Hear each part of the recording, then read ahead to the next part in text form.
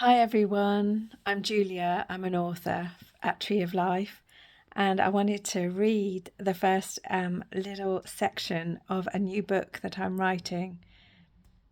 So here we go. This probably is going to be chapter 1. Thankfully, Abe rose up again from his sleeping mat to the brightness of the morning sun. After washing carefully, he joined the family for the morning meal. Can you relate the next part of the story later, Grandfather? I need to know it from your own lips. Though the old man's face was deeply lined, his dark eyes twinkled and his laughter lines made his face light up. We shall have time before our evening meal today. Yes, dear boy. You shall hear about how the dove was sent out and how we found land once again. Thanks, Grandfather. Meet you under the tree at the 9th hour. The big family ate, and the women cleaned and cleared away the remnants of the meal. Abe went about his shepherding duties in the hot sun, watching over his grandfather's many sheep.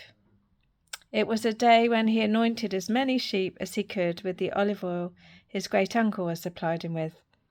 The oil kept the many buzzing flies at bay from laying eggs in the sheep's fringes. It was near to the 9th hour, according to Abe's knowledge of where the sun was in the sky, so he made his way to the great tree. Abe's grandfather sat under the big branches on a mud brick stone wall which surrounded the vast tree. Ah, there you are, my dear boy. How is the flock? Yes, they're fine today. I sang them the song of the Most High as you told me. It seemed to help them and calm them, Papa. Here have some water, and I shall begin, said the old man. And the old man talked of sending a dove out from the window of his huge box boat in the hope of finding land. His eyes twinkled all the more as he related the adventure of his lifetime. The dove returned to us after we sent it out a second time. It bore the twig and leaf of an olive tree. The hope of land and our new life gave us all such joy. We danced together. Your grandmother began preparing and packing up at once. The old man and boy sat with each other as the evening drew in, the one relating the story, the other drinking it in. This had been the pattern of their lives over the last 2 years since Abe had sought to go and live with his grandfather's family. Abe's father had sent him out of the family home to live a lonely life with his nurse, because the child's life had been threatened by the great king.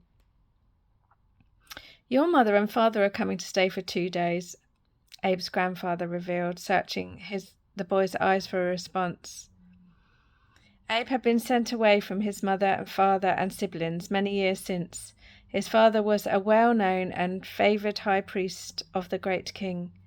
There had been a sign in the sky at Abe's birth, a sign which the father and other priests knew meant that Abe was to be an important leader. I have so many questions for them. 2 days is not enough for me. His face pouted sadly. There will be enough time. You have more answers here with us than your father could help you with. I've heard that the idol trading is very lucrative for him presently, and this is not to Yar's liking. The old man gave a rare frown which made Abe laugh. You look so aged when you frown, Grandfather. Yah was short for the sacred name of God which Abe and his grandfather worshipped. They prayed together at least 3 times a day and more on a holy feast day. That's all as far as I've got for the first part of this book, and what I'm going to do is read it on here so that you can have the whole book as I go. There's some little amendments I need to go back to do now, but bless you. I'm not sure of the title, so let me know any ideas of a title, and I'm sure you can guess whose story this is, and let me know what you think so far. Thank you.